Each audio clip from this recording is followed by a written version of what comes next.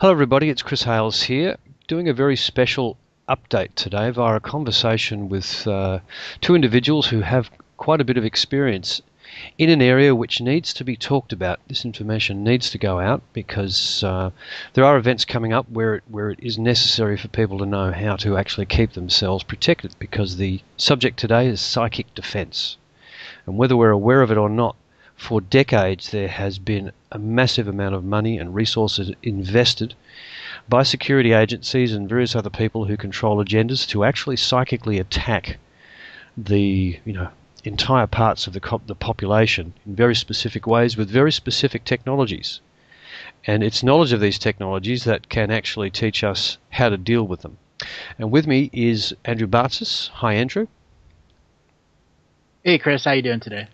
Very well. Very well. And Julian Wells. Hey, Julian. Hey, Chris. Very good. Now, Andrew, one of the reasons that I'm really happy we're doing this is that I had an incident about 2 weeks ago where I, in fact, was attacked by some etheric parasites, which you assisted in removing from me, and I was so startled by the experience. We began this conversation, and it's really led to this moment where we're putting it out there. But there are also other reasons for putting it out there at this time. Do you want to go into that a bit? Yes. On this 21st of June, 2013, wherever you are, your local time, 7 a.m. to 3 p.m., there's going to be a massive, massive release of psychic parasites over the internet. They will be on every server. They will be on every mail server. They will be on everything that's connected to the web through telephones or TV or internet. It's a mass broadcast of trillions of parasites. And the purpose of these broadcasts of parasites is to infest the population with dramatic energy and to lower the overall available energy that you have to use in dream time or consciousness explore, so that the propaganda and programming that's coming after the 21st of June is that much more effective against you. Okay, so there's going to be a big propaganda campaign, I presume, plus incidents to actually, do the usual fear porning and dividing? Correct. Well, I'm very glad we're getting this information out now. Now, there's a few categories of attack in this area. One category relates to etheric entities of various types, which are introduced to us either directly or via the internet or telepathically to actually do a variety of things. And we'll go into a bit of detail about that as we talk about them. And then there's another category of psychic attack where teams of telepaths trained in this particular task are actually either monitoring individuals or remote influencing individuals, or both, as part of a program of mind control and suppression. Now, I guess the first thing to kick into is the etheric parasites. One of the things I was quite startled to find out from Andrew is that these entities are actually commercially produced and sold to individuals and organizations who are interested in using them. Andrew, do you want to start off with that? Yes, the project actually started in the mid-1980s, where they were trying to broadcast etheric parasites through radio waves, through CB waves, through direct radio broadcasts. And as the internet came around, it was the natural evolution to take parasitic entities that could be broadcast over any type of frequency. So they began, first thing first, parasites naturally exist in this world. They're a part of everyday nature. When you take them into a technological situation and tame them and modify them with specific types of energy, it's like putting a human on steroids and having roid rage. And that's essentially what these entities are doing once they become attached to you. There's various breeding processes which they use the porn industry and the internet porn industry to have a large group of people that they can be basically nests, hatching nests for these type of specific entities, and they'll crossbreed them with other entities. And the specific person that is highly productive in the porn industry, be it man or woman, is actually infested with those parasites, and they're the origin of the spreading of those parasites, because it's the actual energy of the viewing that transfers it from the soul to the person, and the internet's the medium of transference. Okay, so it's actually the person producing, in this case the porn, who is infested, and it's transferred to you when you view it. Correct. And then you have people that are a lot of times they'll leave the industry, and then the energy, there's enough breeding groups and all the viewers, and then they have the hardcore viewers, which become their own production facilities. I just want to make clear that the act of watching pornography in and of itself is not how it's transferred, is it? Or is it that all pornography derives this result? Or it all depends on the servers. Is it all equal under every circumstance? No, it all actually depends on the servers that you're functioning from. The servers are the mediums that can also, they're like some of the servers have etheric technologies in them, which there's a central nest there and a central artificial intelligence that knows how the parasites function. It's like being the queen ant. Mm-hmm. And let's say they have a regular user that's on 6 hours a week, or regular users that's on 40 hours a week, and then they function through those servers. The original concepts of bringing the parasites through the actual industry of porn agents has been common. It's as common as prostitution. That again, they just moved it up on a larger scale of technological spreading of the parasites. So it was just natural order to go to the internet, and they figured out that if you have a man and a woman that are infested with these parasites, the energy through the internet of continuously viewing them and become addicting to that viewing is essentially what opens your energy to bringing these parasites into you. But it doesn't necessarily mean that it actually is happening, but you're making yourself available to that. You're making yourself available to it, correct. Okay. And that applies also, I'm assuming, to if you buy a VHS correct. Or a DVD, because it comes with the territory of the opening you up and having the programmed etheric energy. Now, you use the term, Andrew, open your energy up. Do you want to just go into a bit more detail of what that actually means and why the parasites get in at that point? All right, you have a physical body, and inside your physical body are a group of vital organs. Those vital organs contain an energy field, and then there's your master chakra system, which controls all the energy fields of the skin, the organs, the skeleton, and then you have your outer aura, which can be 2 to 3 to 4 feet away from your physical body, and in some cases much further. When you go to this opening up phase, like in viewing of porn, and you reach that point of personal release, your energies are expanding and you're allowing yourself to do the natural energetic functions. And that natural energetic function is literally the opening, because you've allowed that energy into your space. Okay. It's a little bit like turning on a fire hose. Yep. But energetically, you get a boost. Yeah. But,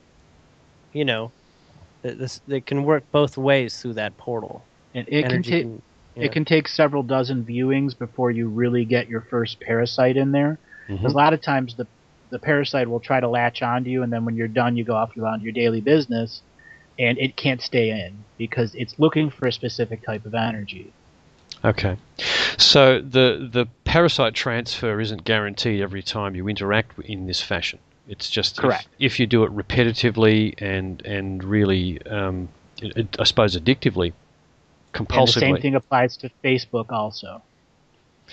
So this is just interactions on Facebook we're talking about, just social interactions, compulsive. Well, there are specific people that are loaded full of parasites that are porn users or part of the programs that go and troll the internet and are looking to consciously spread these entities too. That's what the 21st is about. Are they employed to do that? That's their job? They're employed to do that. That's their job, is to herd parasites, bring it within their energy field, have a group of people that are viewers of technology that they can infest hardcore because they've found the addictive personalities that they were looking for, and then they rile those groups up, and as soon as you rile a group up, the parasites get riled up in the energy field and just start flowing through the internet. Now, we all have met people that we've felt very icky around. Mm-hmm. Is this along those lines? Yep. Like if you see someone, you're like, I want to have nothing to do with this person. I mean, it even shows up in surface conversation, just clear identifiers that this person's crummy and not worth your time. Mm-hmm. But not always. Not always. Well, there's the internet people that are, posting the most god-awful things all the time for shock value, and then there's the the one that's, my life is horrible all the time, and then the one that just posts everything about their physical day that's going on. I took a dump this morning, I'm walking to work, so on and so forth. The level of addiction determines the level of parasites that you can spread. Okay, who are these companies, Andrew, that are creating that are employing these individuals that are creating this problem? Many of the cell phone companies have black projects inside them that contain the herding organizations. And these herding organizations are within the corporate structure because they need access to the servers. Mm-hmm. For the porn industry, it's natural wherever the servers are, there's technology built into the servers. And once the technology is built into the servers, your remote operating groups can be anywhere. They can even be off-world to interact with the servers. Okay. It's psychic interaction. So the companies that actually are doing this work also create the technology to activate or to make the servers actually work in this mode. Correct. How conscious are the employees that this is going on? There's not a lot of people that are conscious of the psychic parasite networks, but there are those that know it's there. Okay. They use the term. Go ahead. They understand when military members come in or military industrial complex people are functioning in areas that they shouldn't be, and they have pass from the president on down from the company to basically do work on the servers with no corporate oversight whatsoever. They begin to understand what's going on there. Yeah, there has to be obviously something going on. This is probably a very profitable business then. Extremely profitable business. Great. Okay, let's talk about the parasites themselves. There's a couple of different types apparently. There are full-on parasites that burrow into various parts of your body and do things, and then there are fleas which apparently act as targeting mechanisms for other functions. Now, let's talk about the ones that jump straight into you. Are there many different types? And actually, thousands of different types. It all depends on what the breeder spreader is functioning with. If let's say the flea concept, what they'll do is they'll grab the parasite energetically and then put it into an insect, and while it's inside that insect, they're able to take more control over, and that insect becomes the control group. Many of them will have their own personal ant farms, rather big ones, and they'll be able to put all the psychic parasites into the individual ants, and then they'll hijack the queen's mind.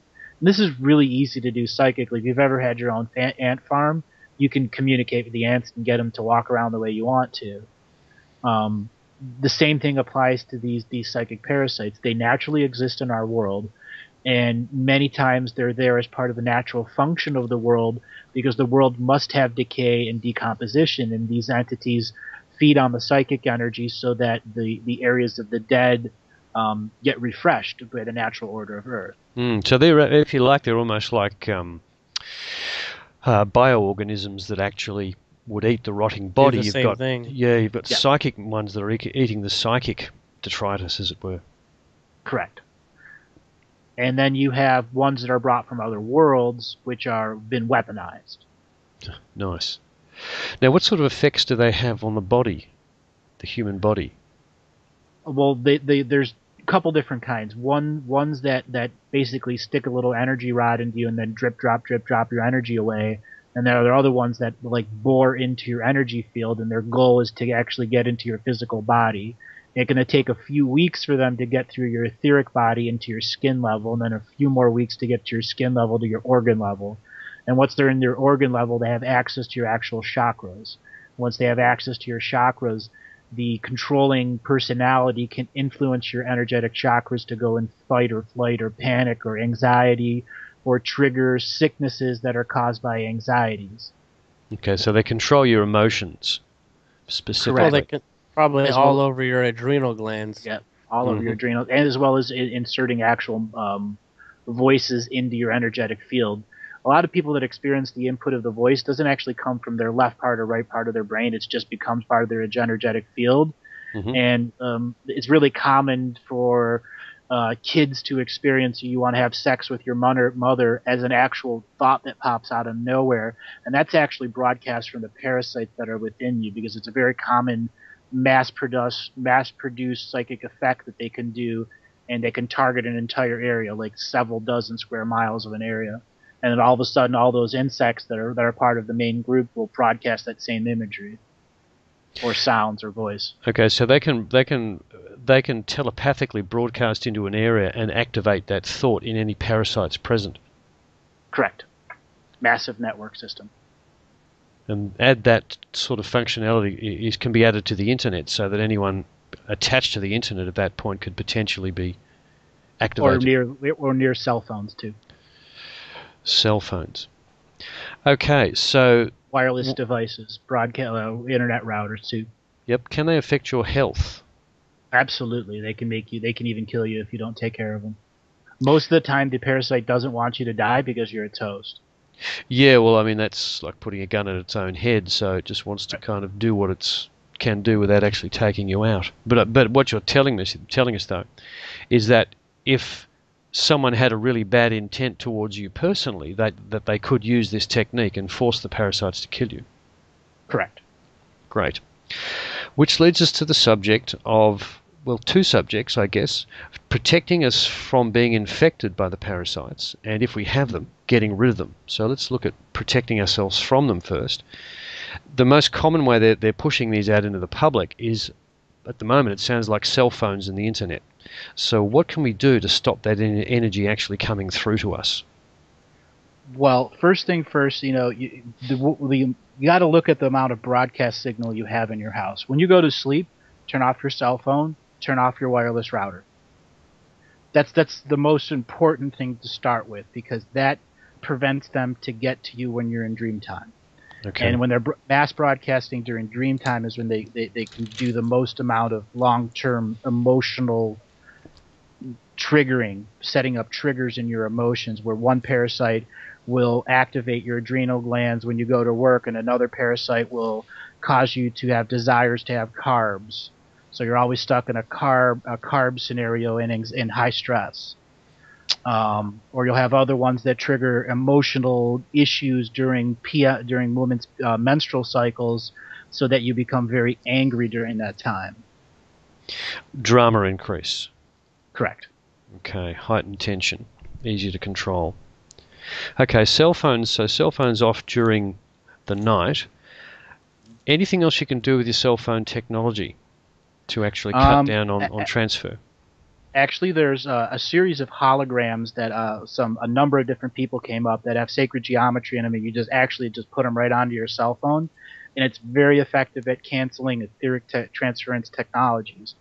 The old-fashioned way is salt. Salt is the great neutralizer of all etheric parasites, and as well as entities that are attacking you, physical people that are using psi energy to attack to you. I'm not talking table salt. I'm talking like sea salt or kosher rock salt.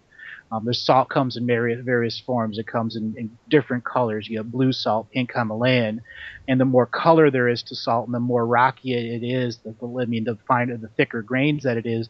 Each piece of salt are an individual crystal. So when you have a cup full of it, it's like having hundreds or thousands or even tens of thousands of little crystals acting in a neutralizing network.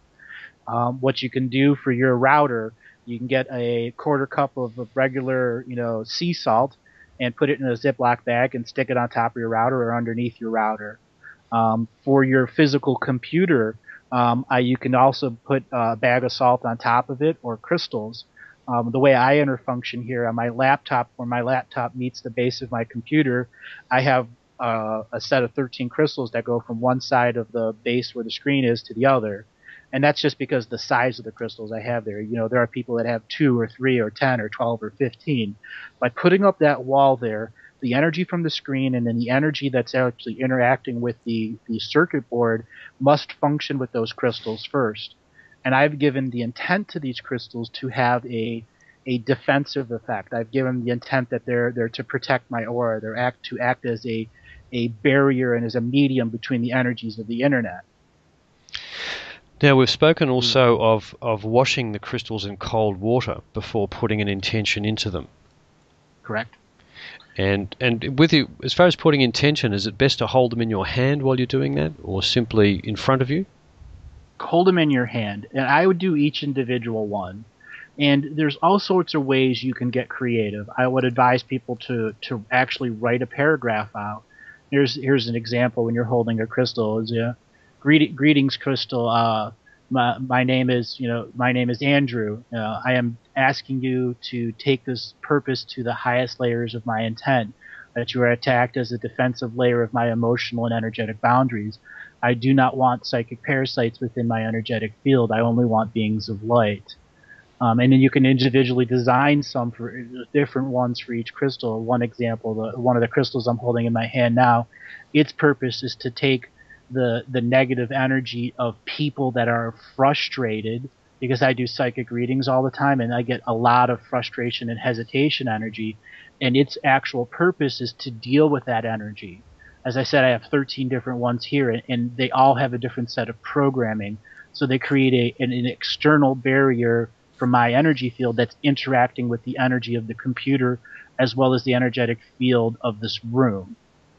There's no surprise that computer chips are made of silicone, which is a form of crystal as well. And they have gold in them too. Yeah. A quick question about the phones when you go to bed. If you put your phone on airplane mode, would that suffice? Some people use their phones probably for alarm clocks, I think. It's all about if it actually turns off the receiver. The receiver's no longer broadcasting. Sometimes they'll send a signal out to update the GPS every 6 minutes or 6 seconds. I think airplane mode turns off your phone capability and your data and but not your Wi-Fi. I'm not sure. Yeah. Anyhow, you probably have to look that up. You actually have to look it up. Yeah. You can still have the functions of your phone, but as long as it's not transmitting packets every few seconds or every few minutes, because those packets, like the GPS, will constantly want to be updating, and that you have to make sure that that's off. Okay. That's very, very detrimental to your dream time when that energy is just pulsing at you in sleep paralysis mode. Now, the other question I had was with the salt or crystals and the idea of cleaning the crystals. Does salt ever saturate? I mean, there's a point where the bag of salt you leave by your router, does that expire at any point? Yes, it does, actually. It expires depending on the volume of your consciousness that's flowing through it. It's generally 3 to 5 days. Would you then throw that salt out? I mean, if you eat that salt... I wouldn't eat it. I wouldn't eat it. So you actually physically throw it out and replace it? Throw it out. There are some people that have discovered that if they fill a big bucket of water up and then dump that salt in there, that energy of negativity gets rapidly released into that water, and then that you can retask that water, actually, though it is salty water, and you can use it for defending your home's purpose. Like you save some of it for a spray bottle and start spraying it on the outside of your house, or keep it in a mist bottle if you think you're being attacked. Just spray mist in the general direction of the attack that's coming from, and you'll send that salt-based neutralizing energy with all the purifying force into that energy zone. Reminds me of the old superstition where if you sneeze, you should throw salt behind your bag. Well, some throw it over your shoulder or something. Some superstitions have a basis of fact. It's just they've been blown out of proportion, and salt is that classic example. There are many different magical practices that use salt for all sorts of purposes, but this isn't for magical practice. This is for people understanding that salt as a crystal is a neutralizing energy, and the standard living psychic parasites that exist in our world, as well as ones that are brought here, cannot function when there's an energetic field of salt around. It just drains them rapidly. It's like putting salt on a slug. Andrew, if you had to have your mobile phone on, could you actually leave it on a Ziploc bag with salt in it? Yes, you can. And would it be better to have one on the bottom, one on the top if you were particularly worried? Nope. Just one. Just set it on top of it. Honestly, if you have a little stand, a little box or something, put the salt inside the box and put the phone on top of the box so no one has to see the salt.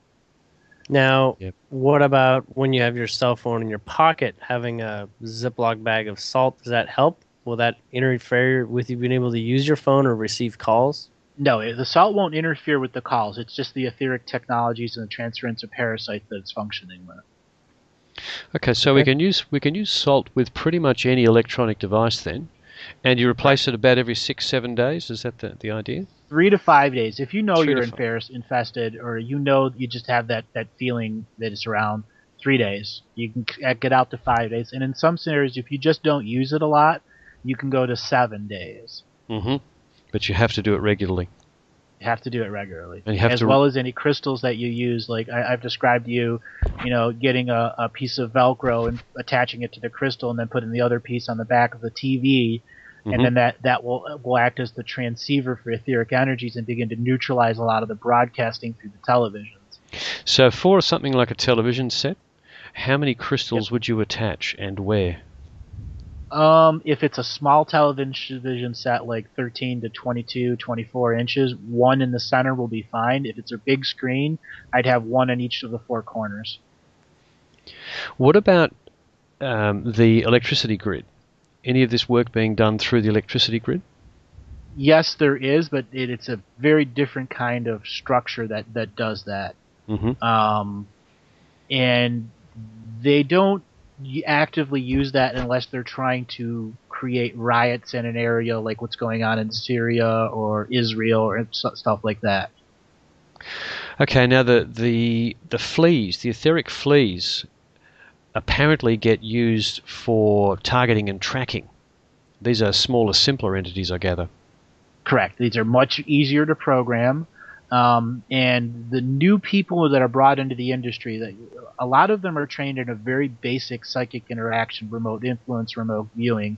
And because it's a military-style training program, even though it's taught by private industries, it's still really basic. And the average Susie Homemaker, Mom, White Light healer is 1,000 times more powerful than the standard psychic student that comes out of these units. And though these people that are in the units do gain power pretty fast, it's an egoic-based power. And then you have the superstars that are much more powerful.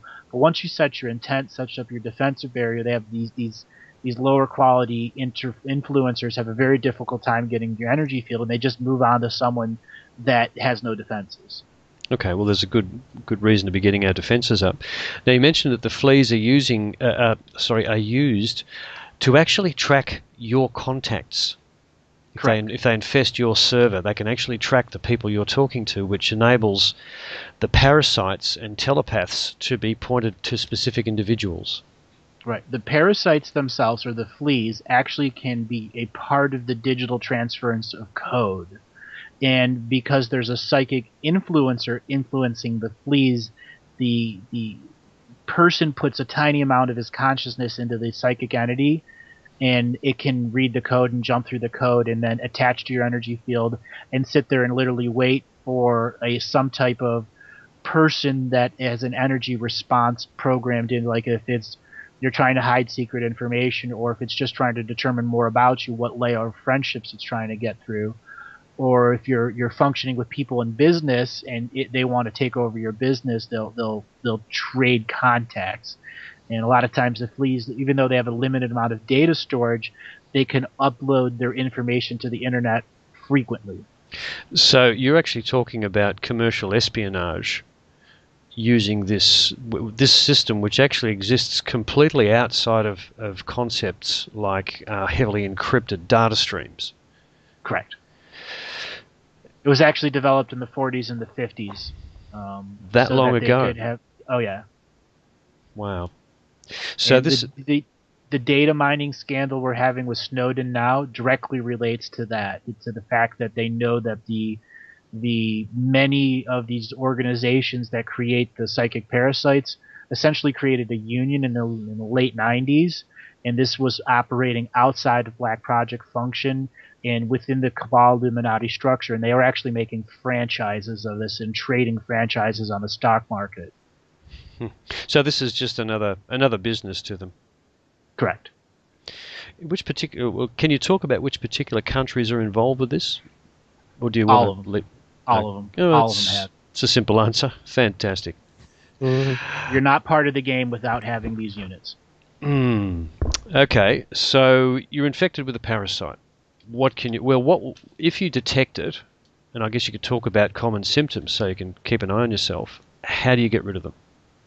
Well, once you feel that you have it, the most powerful tools you have is water and salt. Mm-hmm. Okay, water floods your energy field with a very powerful element that if the parasite's still boring through your outside aura, it essentially it's so much energy the parasite just disconnects. Like putting a little match to a tick that's in your skin, it just pulls right out. Mm-hmm. Whatever, it just pulls right out. So allowing hot water to run over your crown chakra, the very top of your head, it doesn't have to be burning. It needs to be hot.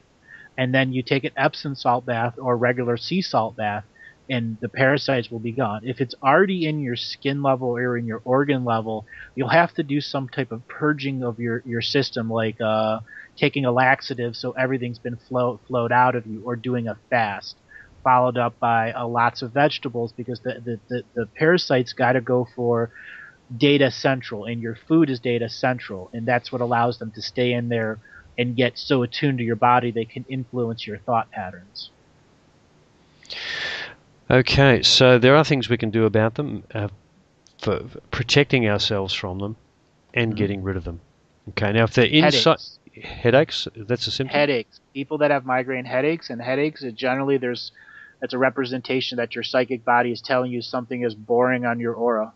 Mm-hmm. And I would say some of the most common techniques to get rid of them is to get a bag of sea salt, about a half a cup to a cup, and put it in a Ziploc bag, put it on the back of your neck, and lay down on your couch, or just stick it there so your collar holds it in place. Or I have a lot of people that I've recommended this to that just tape it to their neck while they're at home, or put it on their pillow before they fall asleep, and literally allow the back of your neck, where your neck intersects to your skull, to be there, and that will neutralize all of the master energies that are on all of your meridians that function from your brain to your physical body. It's like a master point. Now, certainly not all headaches are caused from etheric parasites. Well, blood pressure-based headaches usually are caused from psychic parasites. Specific cluster headaches, like cluster migraines, though, can be caused by the fact that you have too much carbs, not enough exercise, a bout of depression covered up by a bout of anxiety. And those can be influenced just from having a crappy day, crappy month, or a set of things that have gone wrong to you. But when it becomes really a habit that these things just don't go away, it's a good bet that there's an entity there, even if it's one of the naturally existing in your background energies. Not everything is broadcast at you. You do run into areas that are naturally infested. Can you give us an example of that? Haunted houses, haunted buildings, malls. Just as kids transfer sicknesses in schools, kids are a big transfer of psychic parasites. Example, a family, if you have a child that's being abused, at some point or another, the abuser is the transmitter of the psychic parasites. It's just their energy field of violence is so open to those things that they just flock to them, and then that child will bring them to school and they'll spread. So again, is that possibly why you get generations of abuse flowing down through a family? Yes. Psychic parasites being passed from and parasites can be passed on from mother to child through the birth process. The question I'm getting is, how can we protect our children? There's all sorts of ways to protect them, and honestly, it's about putting a crystal around their neck, teaching them how to give it intentions, to say that this is to protect your spirit. And talking to a child about protecting their spirit is something every mother and father should do. Okay, that sounds like the subject for another complete conversation. It deserves its own conversation. Yeah. And it's not about the faith or religion. It's your spirit is your space. No one's allowed into that space unless you want them in there. That's your free will, sovereign free will. And that can be taught in a non-secular or secular way to any child, and every child should have that taught to them. Yeah. Because it affects them on even if you have somebody that's going to steal their lunch money, or someone that's going to go to abuse the child that's not in the family, that they know deeply inside that your space is your space, and if somebody violates that, you must tell us. Well, that's a fundamental empowerment of free will, a kickstart on free will. Yeah, really important message there. Thank you for that. We will talk about that some more. But the second part of this conversation apart from these etheric energies that are passed on as parasites, is about the telepaths that are actively, addressing people and observing them, influencing them from a distance. Now, as we've indicated in this conversation already, there are trained teams of these people, and it's a business. It's another, I'm sure, incredibly profitable business. Think like Michael's students, but like dark side students.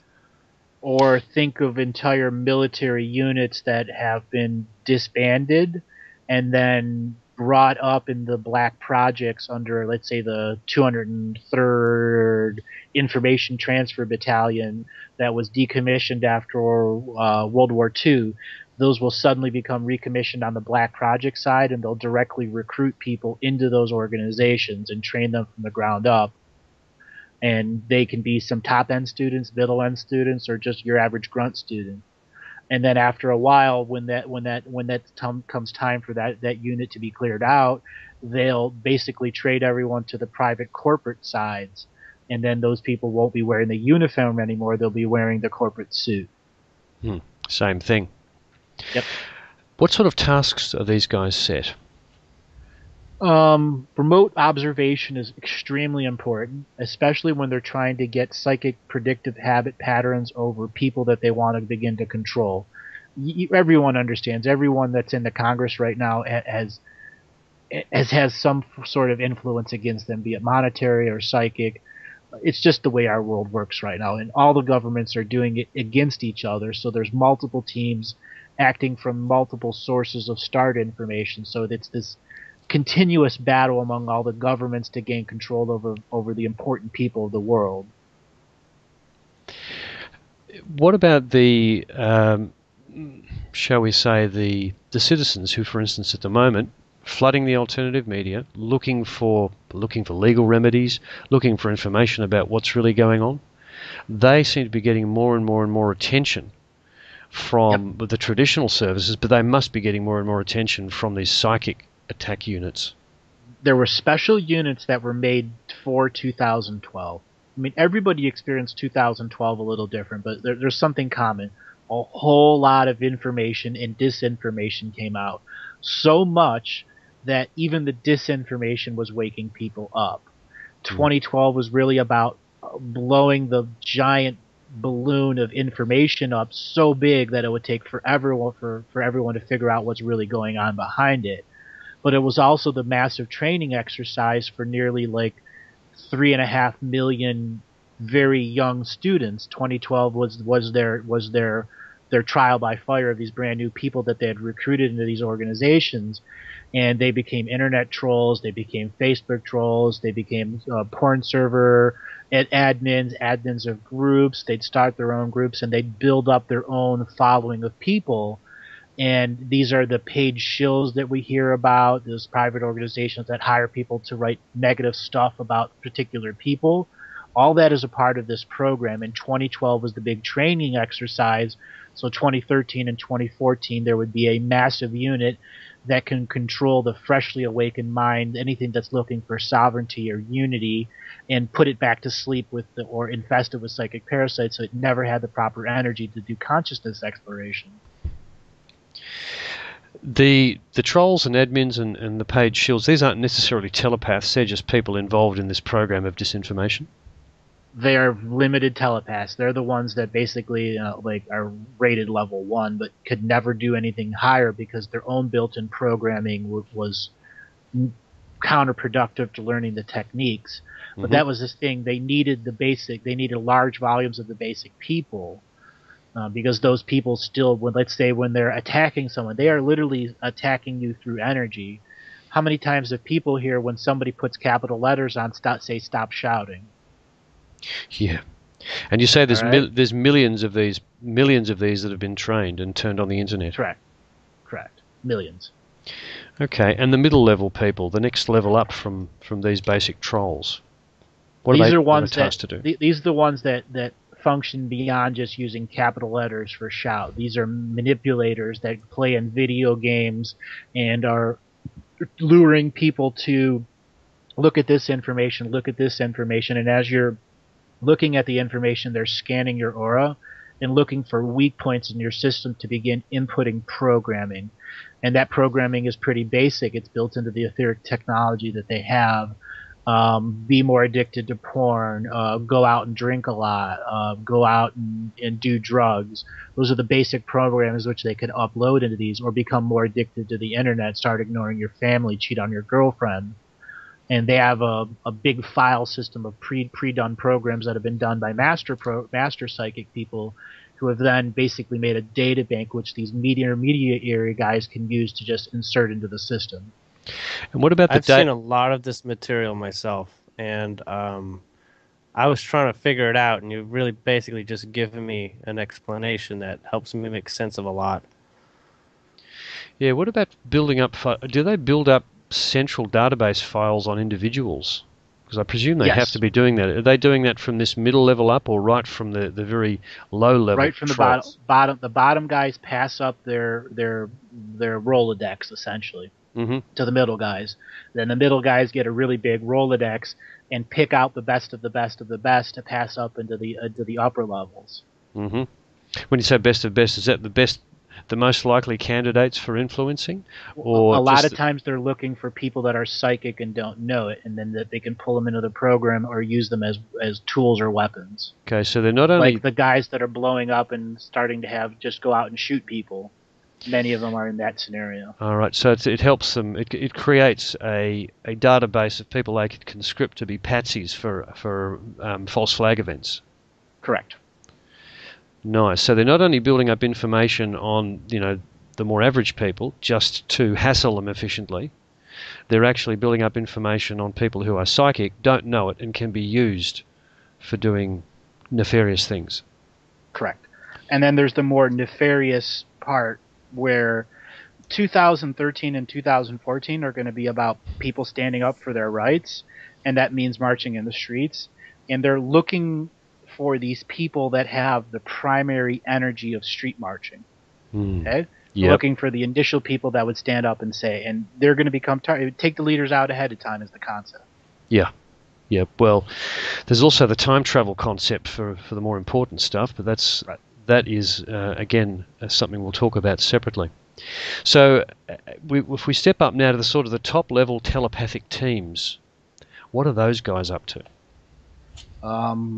Mass influencing whole cities, mass influencing television shows for increased hypnosis programming, targeting individuals that are in some type of consciousness movement to literally hijack their stream of energy. So the unprotected channelers out there would suddenly have their information stream hijacked, and they would never know that they're talking to a different entity.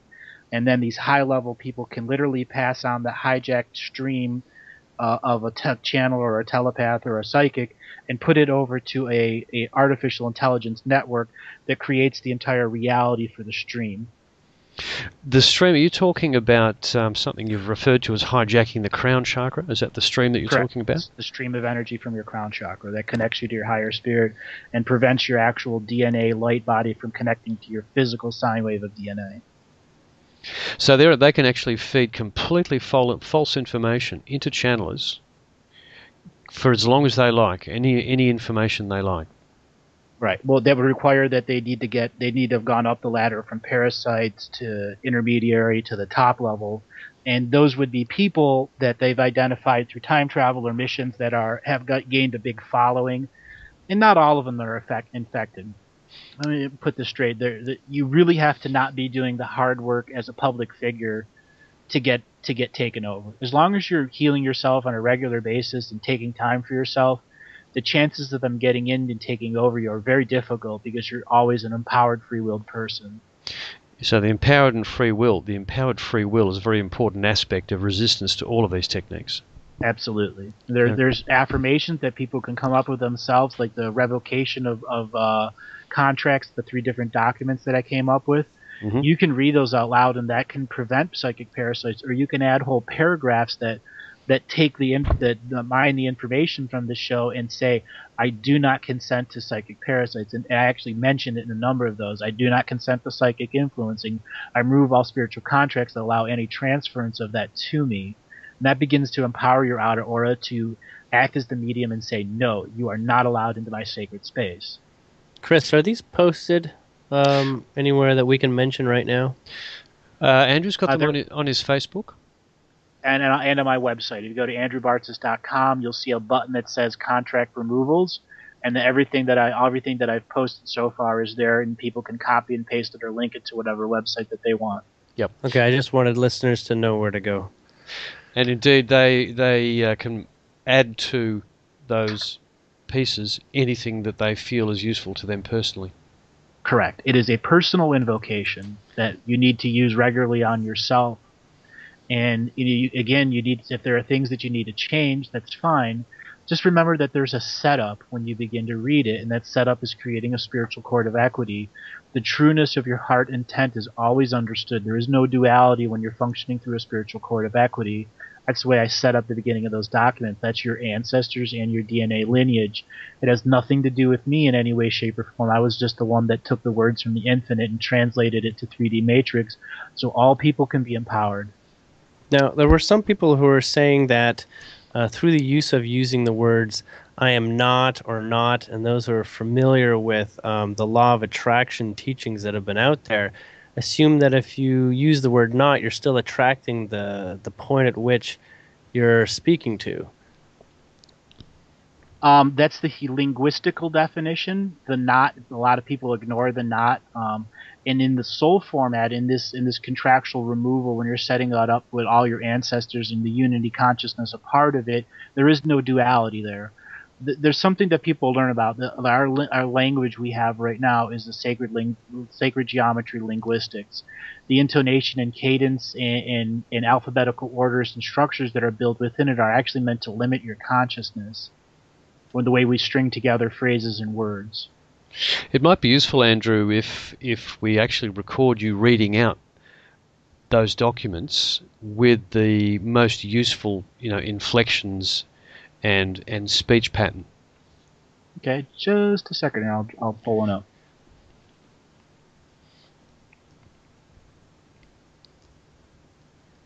Okay. Just a second here. Go to the top of the document.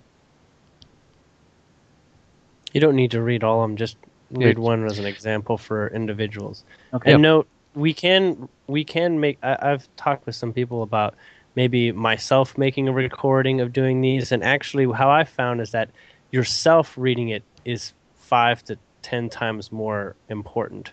Correct. To do it for yourself, not just to listen to a recording. Exactly. I'll give an example. This is one of the first ones that I came up with. I call to all beings of the earth mind sentience. Hear me as I speak my heart's truth. Hear me as I speak these words. I now revoke all soul family immigration status from all 15 multidimensional beings who inserted themselves into our grid without express consented permission with all of my past, present, and future selves. I now revoke all soul family relations with all multidimensional beings, tangible or intangible. All of these primary beings that have hijacked our incarnation process, I now revoke all of your immigration status from the astral world.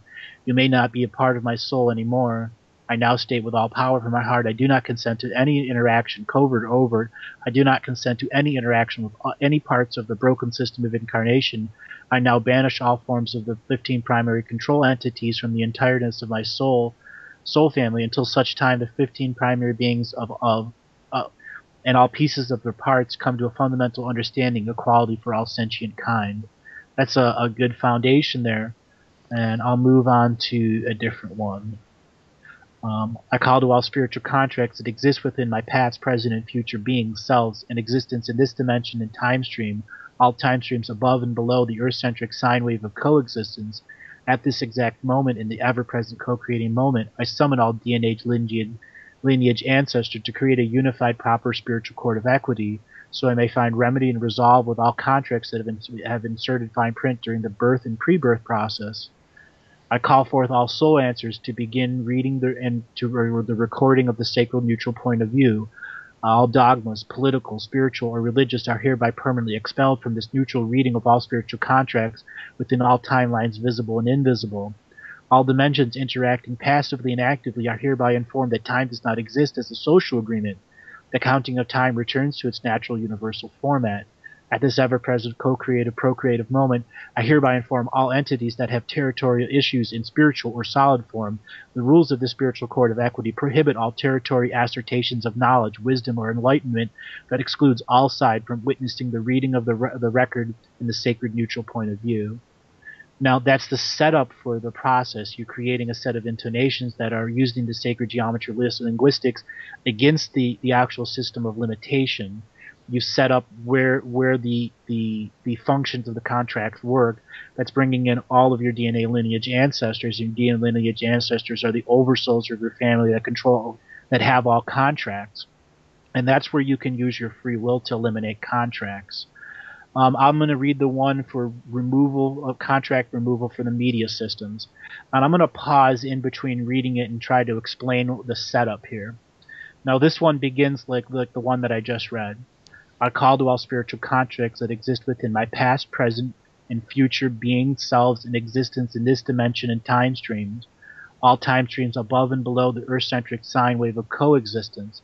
At this exact moment, in the ever-present co-creating moment, I summon all DNA lineage ancestors to create a unified, proper spiritual court of equity, so I may find remedy and resolve with all my contracts that have inserted fine print during the pre-birth and birth process.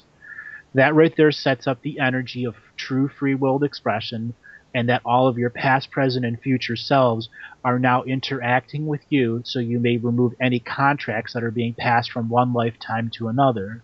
When you summon all DNA lineage ancestors to create a unified, proper spiritual court of equity, that means all beings within your soul family and in your spirit family that are in the astral world come there and hold space for you so that you cannot be invaded by any entities or be influenced by entities that are within you, or entities that are trying to interact and co-create or hyperly affect you. Now saying, so I may find remedy and resolve with all contracts that have inserted fine print in the pre-birth and birth process. That is clear because you are looking for remedy and resolve. You're not looking to attack. You're looking to literally remove the contracts that have influence over you. And I'll read the next part here. I call forth all the proper spiritual court of equity to hear my decree of contract removal. I revoke all spiritual contracts with earth-based media systems using domination control as a means of energy harvesting, fear instigation, or reality manipulation with energetic propaganda technologies. I call forth all ancestors of all soul relations to hold space in the spiritual court of equity. I call to the Earth Mother and all her light denizens within all inner and outer space to come forward and occupy the spiritual court of equity. O great mystery is the source of all power. I call to you. Come with your sacred synchronicity so all beings may hold space with unity consciousness. So the beginning of the document is the formation of the spiritual court of equity and bringing your ancestors in. The second paragraph is about the common theme that you're going to be removing. This is decree of contract removal with earth-based media systems domination control. And then you are bringing forth all ancestors of all soul relations to hold space in the spiritual court of equity so that all ancestors that are coming from unity and not disunity empower your choice because you are reading your free will in the spirit form where there is no duality of existence here. And there is also no time, so correct. Recalling upon your ancestors is in the moment of now as much for them as for us. Correct. Very, very, very necessary stuff to know and to really put out there. So I hope people really take this on board. Now, just to go to the final point of this discussion, having talked about protection, having talked about physical protection, spiritual protection, the very advanced telepaths that they unleash against us, and I think Julian's had some experience of this, and I know that you do too. What sort of things can they do to you? How can you recognize you're being attacked? Just for instance, sudden overwhelming anxiety, sudden overwhelming fear, overwhelming rage.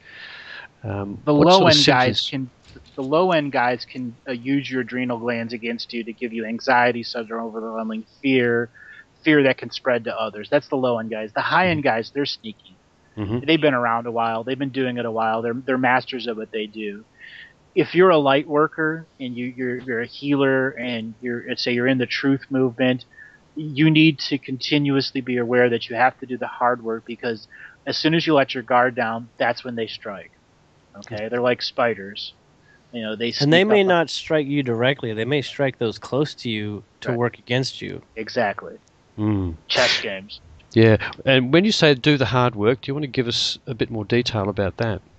Healing yourself, taking time out from the internet in your daily life to do meditation, to do exercise, to do crystal work, to take baths with salt in them, to be a true high energy being means taking care of yourself so you can heal others, either with your words or your presence. Or we are all healing and co-creating, manifesting spirits. And when we give time to others, even if it's just holding space for them, we're being in that healing unity consciousness. And it's vital to do that for yourself. Get out in the sun, allow the sun on your forehead, be sun gazing or stargazing. Do things for fun and for free. Get yourself out of the grind. When you find yourself in the grind, not having hobbies or things that get you away from them, that's when they begin to act against you, because you innately let your guard down when you're so hyper-focused into those subjects. So what you're really talking about is self-nurturing. Yes. And the reassertion of free will via those revocations, particularly if you're new to this, on a fairly continuous basis, that is daily or every few days, would be a really important part of that as well, I presume. Correct. And to make your own individual ones that come from your own heart, that have your name in it. Putting your name in it is an important aspect of it? It's very useful. It's very useful. The ones that I created were a template that has all of the concepts that you need to understand. And there have been many people that have reported very positive things just by listening to it or reading it out for themselves.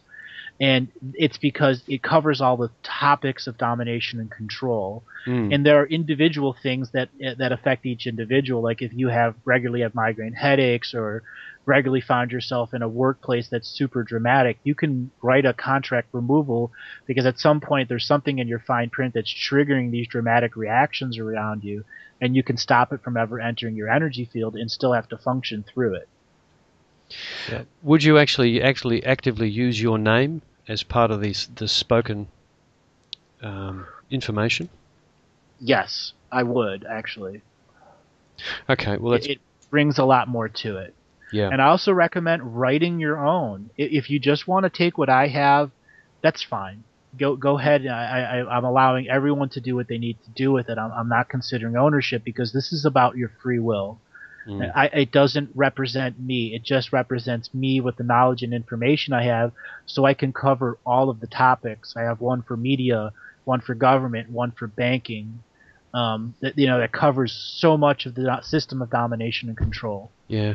Also what you can also do is the act of actually writing, even if you are just rewriting what Andrew has written. Correct. Puts you in a state of focus where the influence actually becomes much greater as well.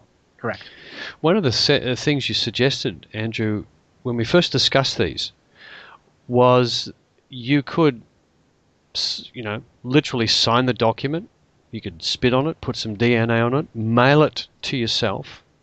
Yep. Receive it in the mail, read it out again, and then burn it. Yep. And then you have inserted that energy into the system, and the system can no longer interact with you. And when individuals begin reclaiming their energy, the system is the system. Just the mail system is a part of the energetic system of domination and control and transference and the supply and demand of energy. As soon as you give it to the system as the overall concept begins to understand that it cannot interact with you, even though it'll still try. And it's about you doing the regular hard work, keeping your energy up, nurturing yourself. And when this is in your energy field, you take 1 out of the 7,300,000,000, and when more and more and more do it, they're functioning in the negative energy. Any other ways of notifying the system with this particular document, this revocation? It's very important that you take your energy out of any document you're giving to the system. Absolutely, vitally important. If you've got a speeding ticket or if you're fighting the banks, do not put your energy into it. As soon as you put your energy in, you're giving the cannibals permission to use your energy as part of the overall system of daily needed investing of energy, because many of the bank systems, every time they send you out a debt bill, it's actually the way it's written in the sacred geometry linguistics. It's meant to grab your attention, take energy, and put it right into the ink. And then the master part of that ink, which is printing it, which is the server system, now has your energy. What are the sorts of things you can say or do to pull your energy out of a document when you're actually going to send it somewhere? If you're going to, for instance, you're going to send back something to the system, what do you physically say? Take the whole document, Mm-hmm. and I advise using smoke. You can get a smudging stick, an incense stick, something that creates smoke. And the smoke will begin to take your energy of what you're saying and put it into the document. Example, I remove all of my energy from this document. I do not allow any single ounce or concept or version of my energy to within this document. I now return this document to completely natural karmic law and resolution to energy. So that means anything that receives that, the only thing they're getting is the karmic law of resolution. The universal laws are in effect. And since it cannot have your energy and is only getting a poison pill of karmic resolution, it must share that with the whole system. And as more and more and more people learn that technique, the system itself will have no choice but to accept karmic resolution. Sounds like we're using our own parasites by doing that. Karmic resolution is a natural law of the universe. And yes, in a sense, that the karmic resolution will create synchronicities that parasites will inevitably infect that system and not be spread to anywhere else. Yes, that has a longer term look at it, but once you're taking your energy out of their system, you're taking it out of their reality that they're manifesting. Okay, and you'd use that technique on any document you send back to the system for any Correct. purpose. For any purpose, be it a check, be it a letter, or a form you've filled in. Yep. Okay, now the other thing that occurred to me is it'd be really useful when people get to the point of writing their own revocations, of actually publishing them so that other people can read them and, develop their own further. Oh yes, please develop them further. I absolutely encourage people to develop them further and further and further. Get poetic with them. Honestly, put that creative energy, and that creative flow is your free will, and by expressing that free will, you are empowering yourself to whole new levels. Yeah, because a heightened emotional state during that process will increase the amount of energy that the whole process embodies. Correct. Now, Julian, you've had a couple of interesting experiences with other people basically knocking you around a bit telepathically. Do you want to speak to those? I wouldn't say interesting. I'd say crummy. Okay. I could speak to... I'm not going to speak to all of them. I'll just speak to the ones that are kind of significant for me.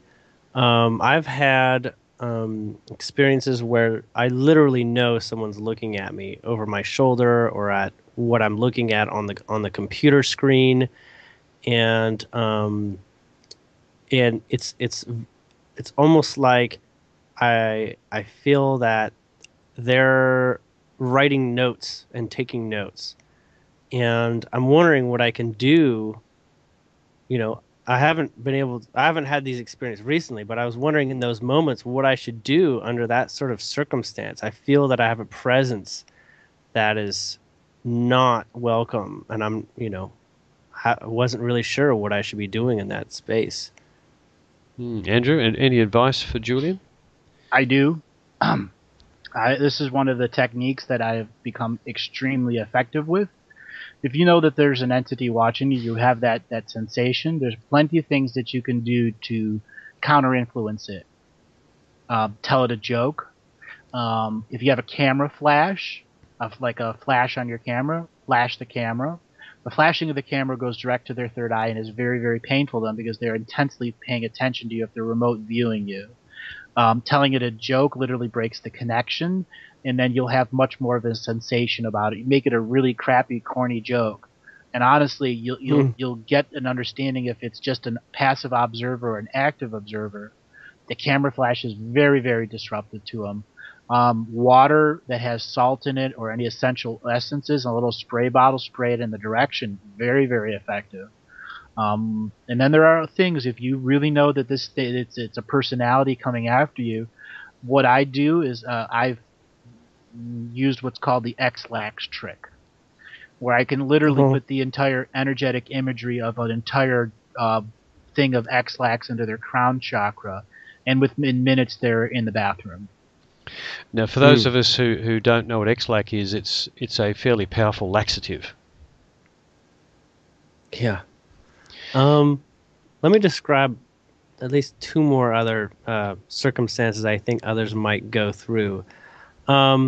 Occasionally, I would get these sights of shadows in the corner of my eye, and they would disappear, or just a fleeting thought that would come through my head that I knew was extremely foreign.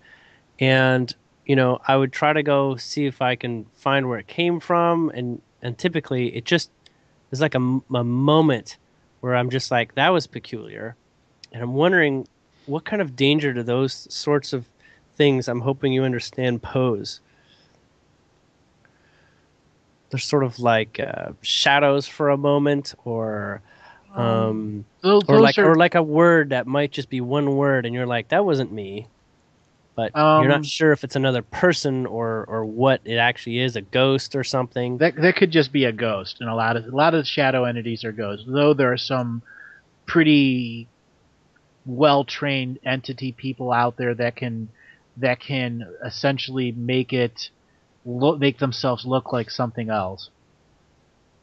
So it's all about the techniques. Now, I've begun to venture into more serious lucid dreaming, and occasionally I would come across this overwhelming fear of not wanting to go further, and I would literally lose my ability to. I drop out of it right away, or I'd wake up, almost like this dread of, I'm not sure if I should be going here or something like that. And it's usually pretty quick. It's like a bang or something like that, and it really, raises, my blood pressure and my adrenaline. I'm wondering, oftentimes what it's only happened twice so far, but it's such a reoccurring thing. I'm thinking it's going to happen again, and I'm going to be afraid that I'm going out there and getting myself in trouble in lucid dreaming and astral travel land. What should I be concerned about to help reduce those odds, or what's happening, do you think? Well, some of those situations you're describing, it's actually when you awaken in lucid dreaming, your awake mind has to go through the fight or flight or resist the fight or flight, and that can create a whole bunch of scenarios that are similar to what you described.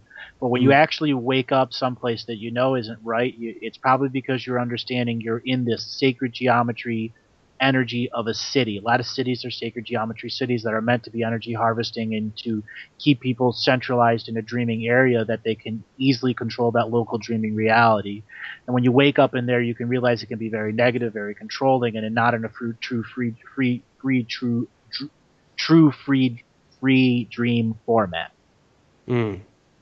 Okay. Well, that seems to make sense.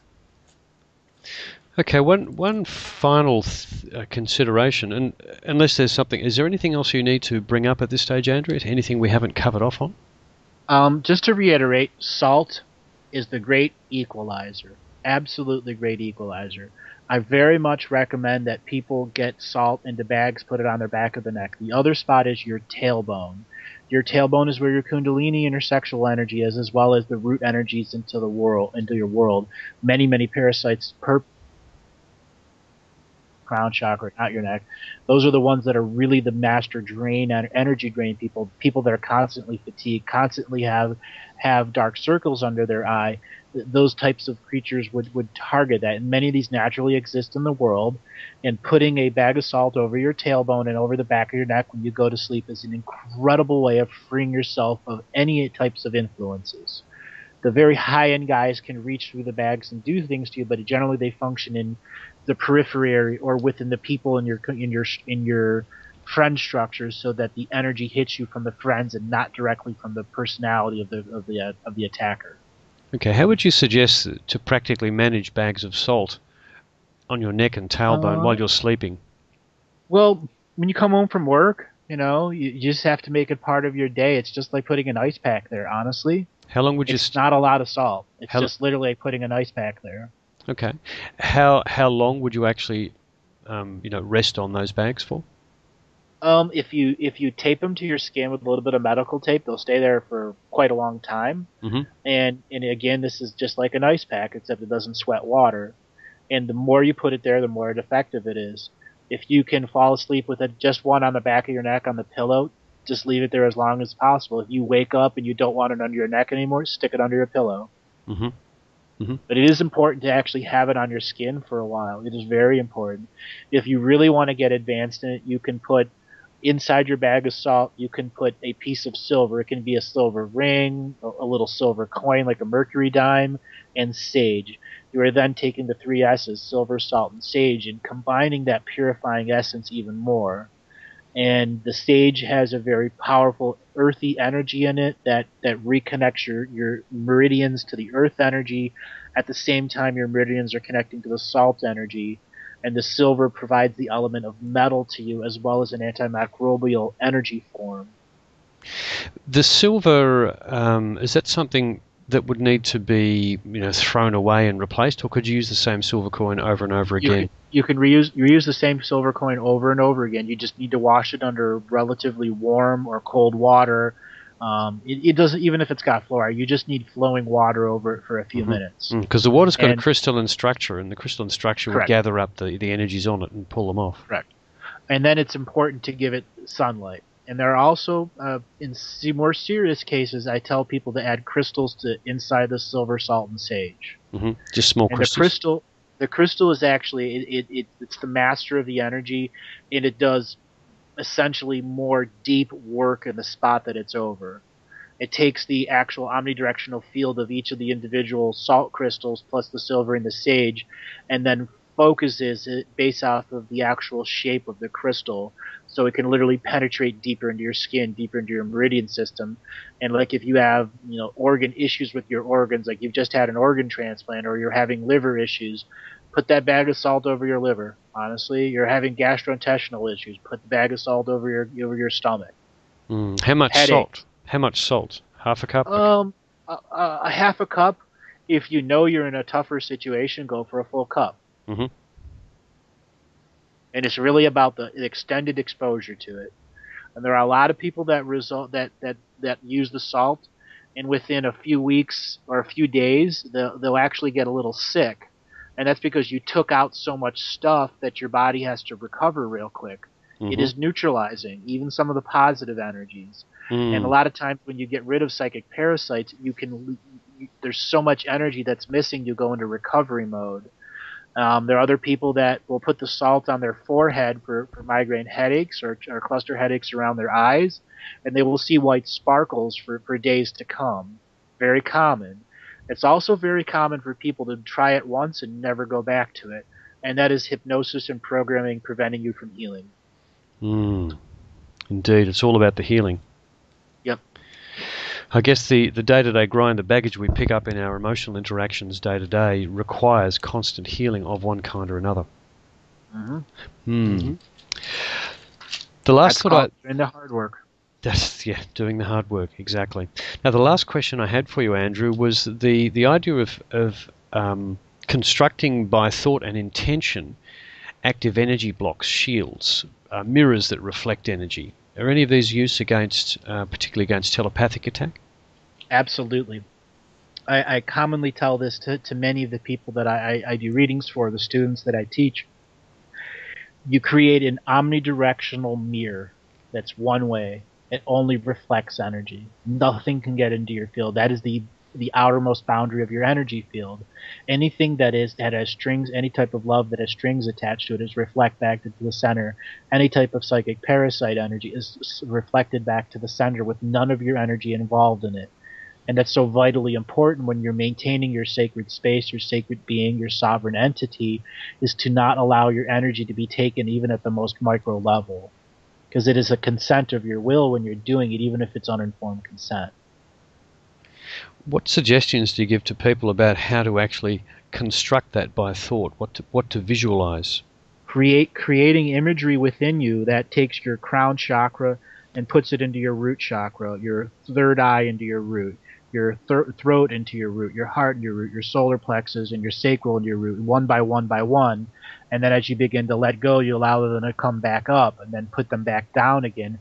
And every time you are holding it down there, you are using the imagery of that sphere of red energy that's in your root chakra to be encased in a mirrored effect that allows the energy to come out. But anything that's coming towards it hits the mirror surface and is reflected back.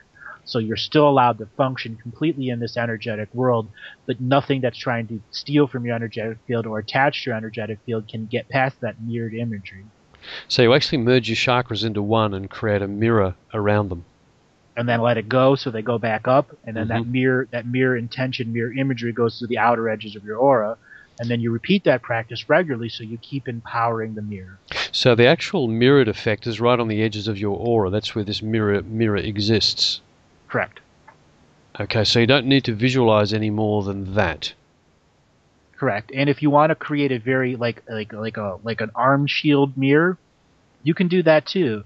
It can be very effective against psychic attacking. Like you create imagery on your left forearm and right forearm of a massive, 10-inch by 10-inch mirror of energy mirror that's there. So when you put your hands up crossed over your body, nothing can get in you, like in a boxer's defensive position. Or whatever position you want. And this is common in martial arts to create that chi energy in your forearm to block a hit. Indeed. All actions begin with thought. Correct. Excellent. Fantastic information, Andrew and Julian. Julian, do you have any more questions for Andrew? There was one thing tickling my mind, and this is something I'm going to speak on behalf of other people. Oftentimes, when we bring up subjects that relate to negativity, people will begin to accuse the person speaking of basically being a fearmonger and basically bringing fear. And I was just hoping that Andrew could spend a moment explaining why this information is important and that it's not necessarily about attracting fear into your life by him sharing this. It's a really good question. It's something that needs to be addressed on many, many levels. I'll start with the best metaphor and description I can come up with. We need to share the truth. And unfortunately for some people, the truth is very dangerous to their reality. And they have defensive mechanisms that begin to accuse people and then assault you full of energy. I call that psychic vomit.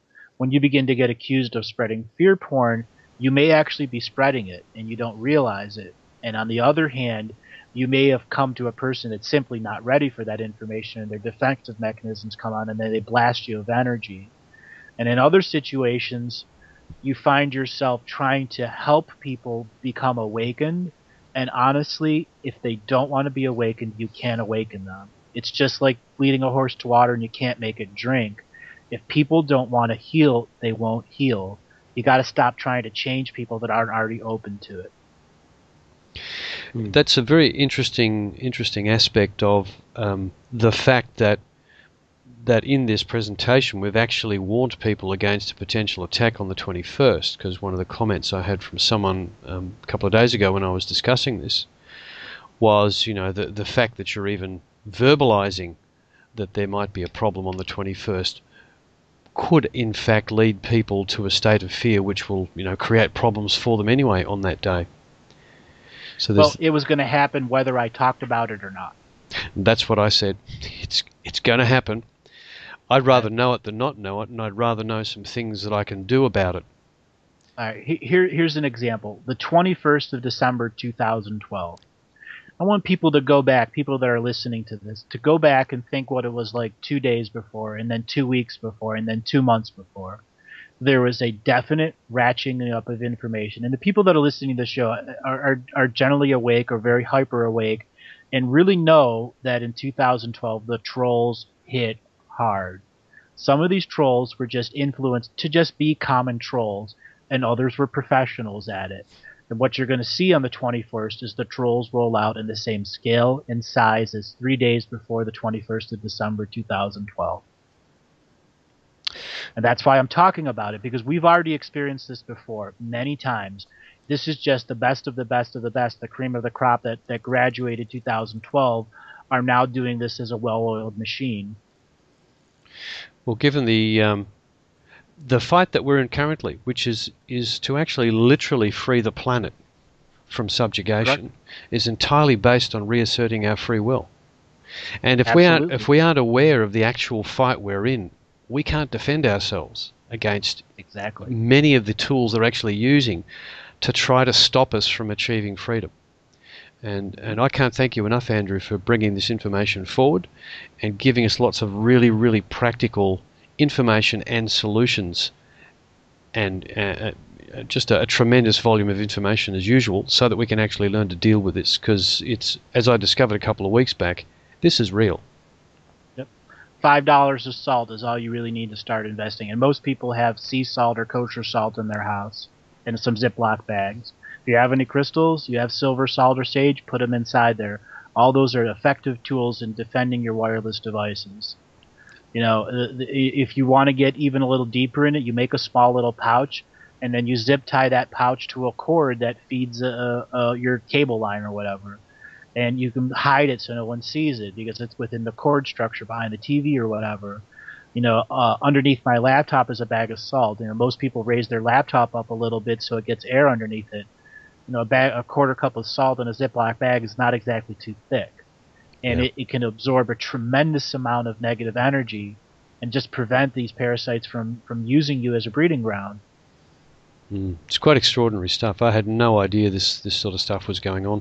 I was aware of teams of telepaths and remote influencers potentially, but had no idea it was just so widespread and so omnipresent. Like it's being done to many, many people right now as we speak. It's being franchised, and there's a big hiring boom in that organization. Honestly, big hiring boom. Even if you're slightly trained, they'll give you $50 an hour. Yes, we've really got to address that kind of the situation where money can be used to turn people against people is unacceptable. Unacceptable. Exactly. Julian, do you have any other questions for Andrew? The only other thing that was tickling me was sometimes we encounter people who are we're angry with, and we feel like they might be turning into like a psychic vampire of our energy. That's not necessarily a corporate psychic attack, but what would you just recommend in those particular circumstances? Just being present and recognizing as much as possible what's going on? Psychic vampires, very, very good question. They commonly exist. You can have a person in a state of depression that is just looking for energy because they're so low on energy and the depression's taken over that they just absorb the energy in a room. Everybody that's listening to this has met someone that's like that. And then you have people that are highly aggressive people and are constantly walking into the energy fields of others and just taking energy because that's how they were taught as children. You know, that's the type of parents that they had. You know, you are the dominant alpha. They do exist out there, and they're a natural part of our culture. And when you're working with those people, they can get into your energy field and insert stuff into your thought structure and not know that they're doing it. And then you have those few that do know that they're doing it, and they're naturally psychic. They've got an ego on their head, and there's different ways to deal with those.